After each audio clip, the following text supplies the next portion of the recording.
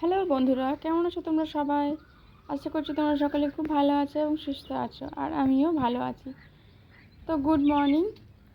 এখন সকাল 7:30টার মতো বাজে। ছেলেকে স্কুলে যাবে বলে রেডি করে দিয়েছি। আর মুখের কাণ্ড দেখছো কেমন করছে? এদিকে দেখো কত ফুল ফুটেছে না, খুব ভালো লাগে সকালবেলা এই ফুলগুলো দেখতে। আর ছেলে আমার ভিডিও করে দিচ্ছে, আমি ভিডিও করা দেখে ও আমার ভিডিও করে দেবে।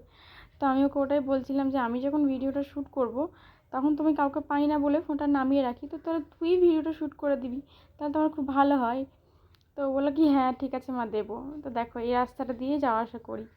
আর এতে দেখো আমি সমস্ত বাসন কোসন সব ধুয়ে নেব। বেসিনে এক গাদা বাসনপত্র সব জমেছিল, তো সেগুলো এখন ক্লিন করে নিতে হবে। তো সেগুলো ক্লিন করে নেব, তারপরে বাদ বাকি যা যাবতীয় কাজ থাকবে সেগুলো সব করবো আস্তে আস্তে। তোমরা তো দেখতে থাকো। আমি তো লাইফস্টাইল ব্লগ শেয়ার করি, তো আমার লাইফস্টাইল সম্বন্ধে আমি সকাল থেকে যা যা রাত পর্যন্ত যা যা করি তোমরা সেগুলোই দেখতে পাবে। তো দেখো ভিডিওটা লাস্ট পর্যন্ত দেখতে থাকো। আর একটা কথা বলবো, ভিডিওটা যদি ভালো লাগে প্লিজ লাইক করো, শেয়ার করো, আর চ্যানেলটাকে সাবস্ক্রাইব করো। তো এই তো বাসন ধোয়া হয়ে যাচ্ছে সব আমার, দেখো।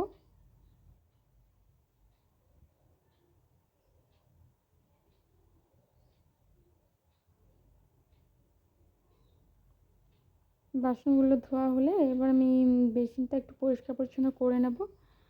তো বেসিনটাও একটু ভালো করে মেজে ঘষে নিতে হবে, কারণ এখানে সব বাসনপত্র ধুলাম। তো বাসনপত্র ধোয়া হলে কেমন একটা হয়ে থাকে না, তাই জন্য পরিষ্কার করে নিতে হবে। পরিষ্কার করে নিই, তারপরে দেখাচ্ছি তোমাদেরকে। পরিষ্কার না হলে ভালো লাগে না, কারণ এখানে আবার রাত স্নান করে রান্না বান্না করব, তো সব কিছু একটু পরিষ্কার না থাকলে হয় বলো? তাই জন্যই আমি পরিষ্কার পরিচ্ছন্ন সব করে নিচ্ছি, আর একটু গ্যাসটাও মুছে নেব। তাই তো গ্যাসটা মুছে নিচ্ছি আমি পরিষ্কার করে।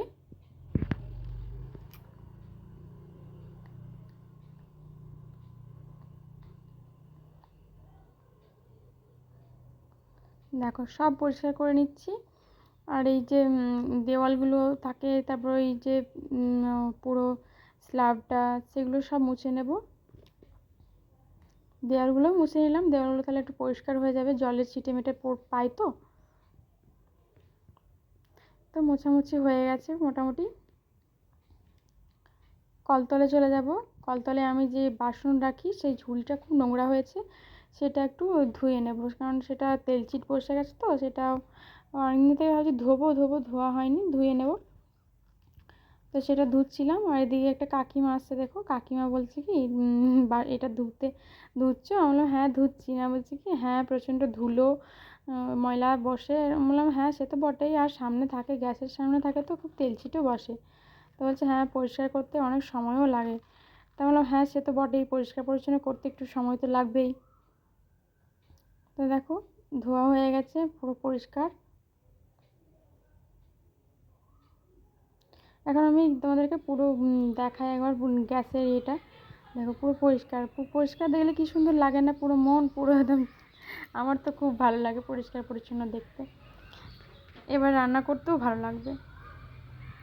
তো এখন যে বাসনগুলো ধুয়েছি সেই বাসনগুলো গুছিয়ে নেব এক করে সব। আর বাদবাকি কয়েকটা বাসন ছিল, সেগুলো নামিয়ে রেখেছিলাম, সেগুলো গুছিয়ে নেব।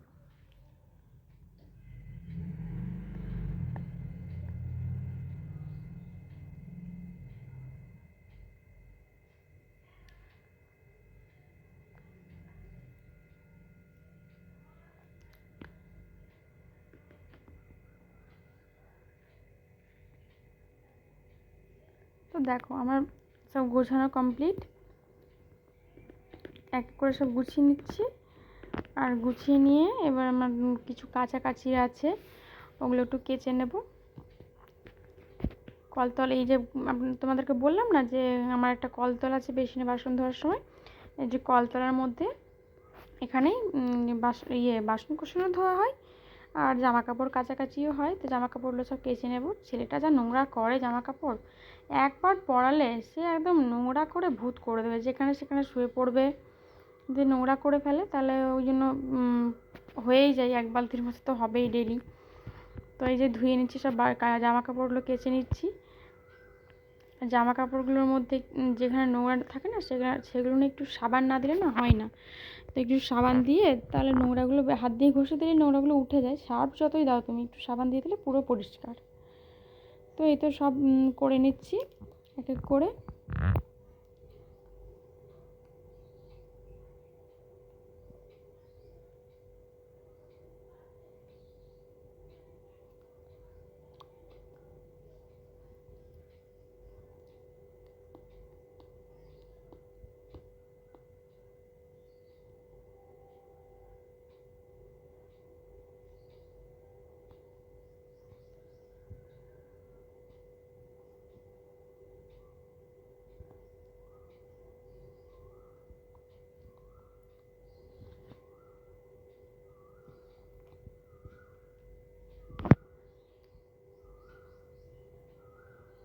তো দেখো সব কাছাকাছি মোটামুটি হয়েই গেছে, আর বেশি কিছু নেই, এগুলোই ছিল। তো এগুলো ধুয়ে নিলাম, ধুয়ে মেলে দেবো। ওই সামনেই একটা উঠোনের মতো আছে, ওখানটাতেই মেলামেলি সব করি। তো এই তো ব্যাস বললাম না ছেলের জামা কাপড়গুলো প্রচণ্ড নোংরা হয়, তো সাবান দিয়ে দিচ্ছি একটু, তারপর ভালো করে ধুয়ে নিচ্ছি। তো হয়ে গেল।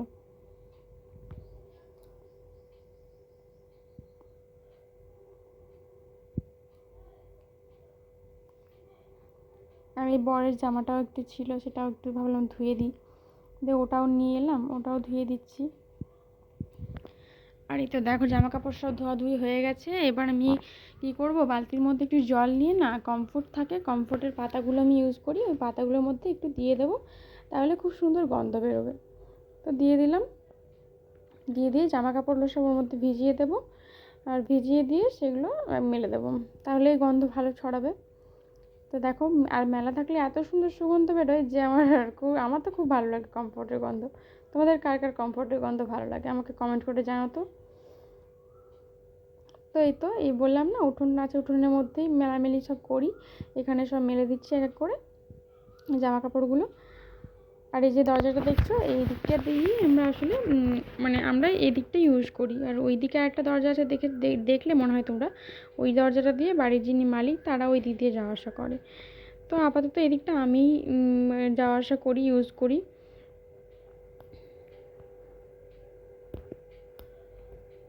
আর এতে দেখো সমস্ত জামা কাপড় মেলে নিচ্ছি।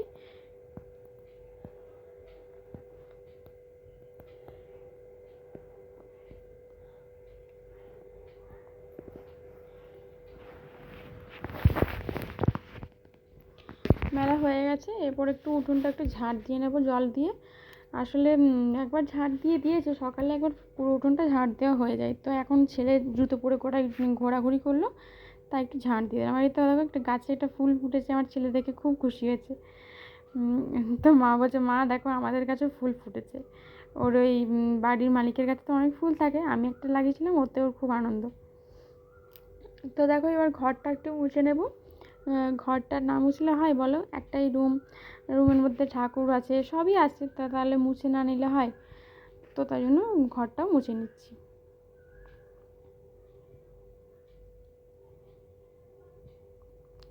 আর এতে দেখো এখন বিছানার চাদর টাদর পাতিনি, আসলে বললাম না গরমের জন্য ছেলের শরীর খারাপ হয়ে যাচ্ছে। তো ছেলে না কালকে খুব বমি করেছে, তাই জন্য চাদরটা ধুয়ে দিয়েছিলাম। তো চাদরটা এখনও পেতে দেওয়া হয়নি, এবার এই মানে স্নান টান করে চাদরটা বিছিয়ে দেবো। তো এই তো দেখো আমার ঘরটার মোছামুছি চলছে, হয়ে গেছে মোটামুটি, এদিকটা একটু বাকি আছে। এই তো ঘর মোছা সব হয়ে গেছে।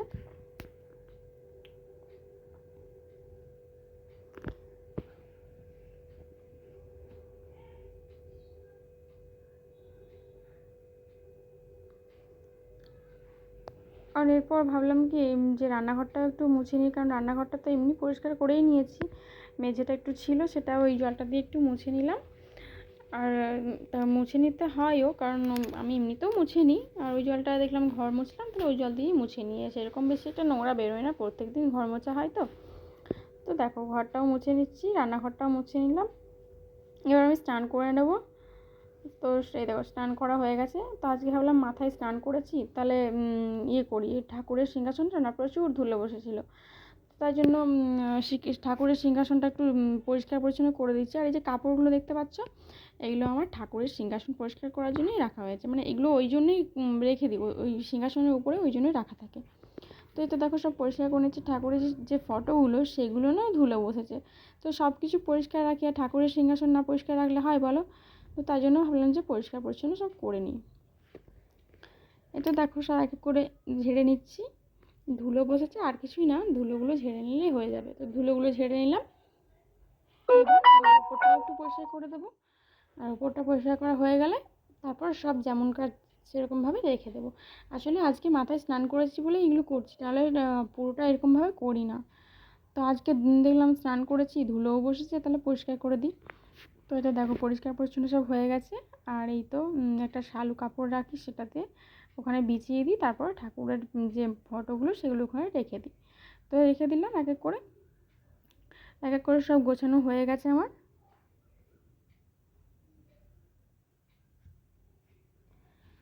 এটা দেখো সব গোছানো মোটামুটি কমপ্লিট।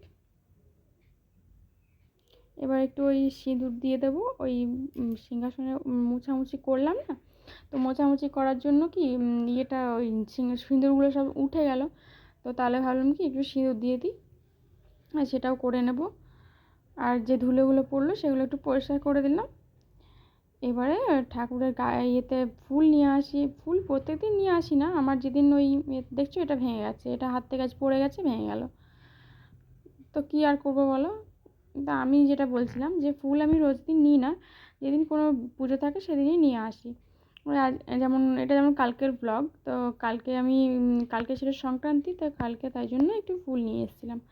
তো তাই দেখো দিয়ে দিচ্ছি ঠাকুরের পায়ে সব। তো ঠাকুরের পায়ে ফুল দেওয়া হয়ে গেলে আমি ধূপ দিয়ে ঠাকুরকে প্রণাম করে নেব। তো এই দেখো, আর ঠাকুরের পায়ে ফুল দিলে না সিংহাসনটা খুব সুন্দর দেখতে লাগে। তো এই তো দেখো ফুলগুলো সব দিয়ে দিচ্ছি। আসলে রোজ দিন ফুল নিই না, কে কী বলবে না বলবে কোন দিন, তাই জন্য ফুল নিই না। তো এই তো দেখো ঠাকুরকে ধূপ দিয়ে দেবো, ধূপ দেখিয়ে প্রণাম করে নেব।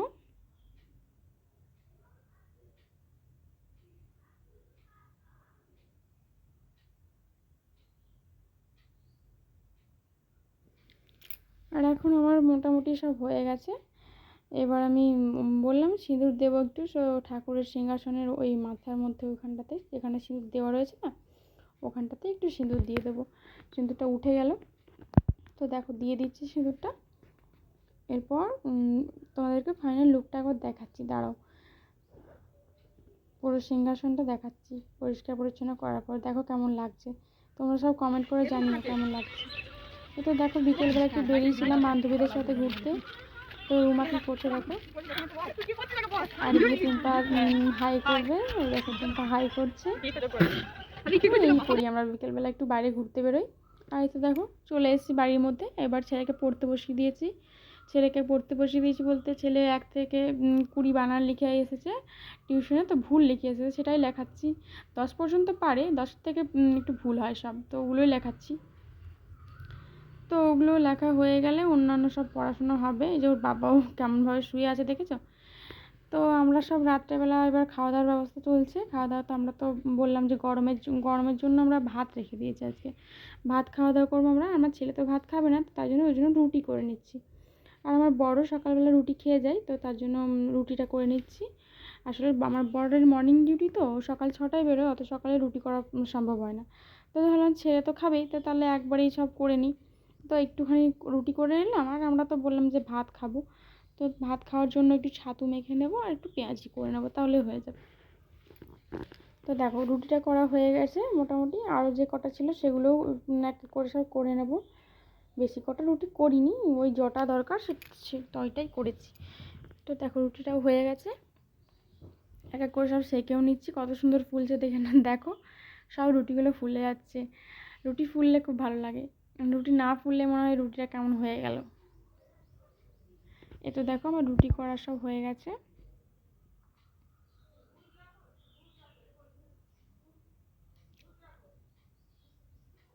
আমরা আসলে অ্যাকচুয়ালি রুটিই খাই, আমরা ভাত খাই না।